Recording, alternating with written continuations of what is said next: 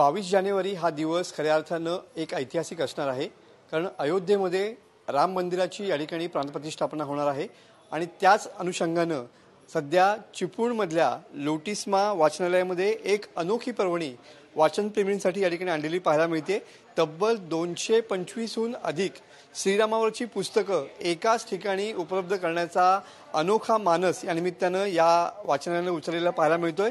बघू शकता की वेगवेगळ्या प्रकारची अशी 250 पुस्तकं जी श्रीरामावरची या ठिकाणी आहेत ती या ठिकाणी प्रदर्शनामध्ये मांडण्यात आलेली आहेत। वाचकांसाठी ही एक खऱ्या अर्थाने एक वेगळी पर्वणी म्हणायला पाहिजे, कारण का एका अर्थानं 22 तारखेला या ठिकाणी श्रीराम जन्मभूमीचं या ठिकाणी मंदिर या ठिकाणी उभं राहत आहे आणि त्याच वेळेला या ठिकाणी श्रीरामावरती जवळपास 225 पुस्तकं जी आहेत ती या ठिकाणी एकाच मंचावरती या ठिकाणी पाहायला मिळत आहेत।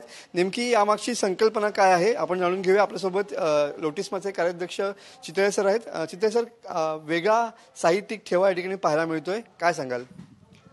भारतीयांचे आदर्श राम आणि श्रीकृष्ण आहेत, पण बऱ्याच वेळेला प्रभू रामचंद्रांची कथा म्हटल्यानंतर फार जुजबी माहिती लोकांना असते आणि जे सद्ग्रंथ आहेत, मग रामचरितमानस असेल, भावार्थ रामायण असेल किंवा इतर संतांनी लिहिलेलं वाङ्मय असेल, त्याच्या अभ्यासाकडे लोक वळत नाहीत आणि म्हणून आपल्या चिपळूणमध्ये काय उपलब्ध आहे हे वाचकांना कळावं आणि त्यांनी 22 जानेवारीपासून अभ्यासाकडे वळावं यासाठी वाचनालयाने उचललेलं हे पाऊल आहे।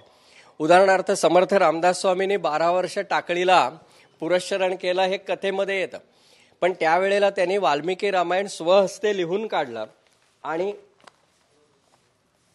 हे त्यांचं हस्ताक्षर आहे समर्थ रामदास स्वामींचं, आणि ते समर्थ वाग्देवता मंदिर धुळे यांनी क्रमशः प्रकाशित केला। आता नुकताच त्याचा सगळा 9 खंडांचा प्रकल्प पूर्ण झाला।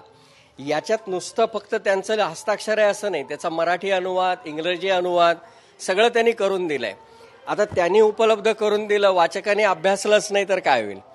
किंवा रामचरित मानस आपल्याला माहिती आहे, पण रामचरित मानसावरती हिंदी भाषेमध्ये असलेली कॉमेंट्री, कारण ते दोहे जुन्या काळातले ते कळत नाहीत, म्हणून त्याच्यावरती मानस पीयूष नावाचं अतिशय सुंदर असं काम आहे, तेही आपल्या ग्रंथालयांमध्ये उपलब्ध आहे। मग तेही आपण इथे वाचकांना दाखवलंय। आपल्या रत्नागिरी जिल्ह्यामध्ये स्वामी प्रज्ञानानंद म्हणून एक सत्पुरुष होऊन गेले, त्यांनी या सगळ्या रामचरित मानस ग्रंथाचा मराठीमध्ये अनुवाद केला। मानस गुढार्थ चंद्रिका या नावाचं ते काम आहे आणि त्याची प्रस्तावना 400 पानांची आहे, फक्त प्रस्तावना की मी हे काय केलंय ते सांगणारी। हे सगळं सुदैवाने आज चिपळूणमध्ये उपलब्ध आहे। लोकमान्य टिळक स्मारक वाचन मंदिर असेल किंवा वैकुंठवासी KB बापट ब्रह्मशाळेची परमार्थ लायब्ररी असेल, तिथे हे उपलब्ध आहे। वाचकांना ही पर्वणी आहे आणि त्यांनी त्याचा लाभ घ्यावा आणि अभ्यासाकडे वळावं इतकंच यातून सुचवावं असं वाटतं। सांगेन की नेमकी ही पुस्तकं कुठली कुठली आहेत हे दाखवण्याचा आपण प्रयत्न करूया।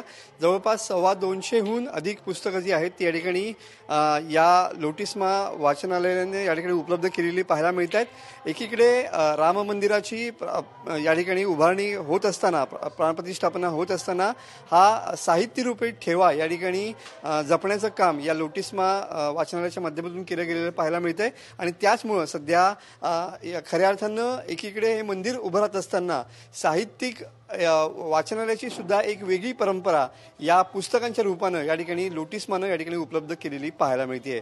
कॅमेरामन समित गजनेसह मी मनोज लेले, TV9 मराठी, चिपळूण, रत्नागिरी।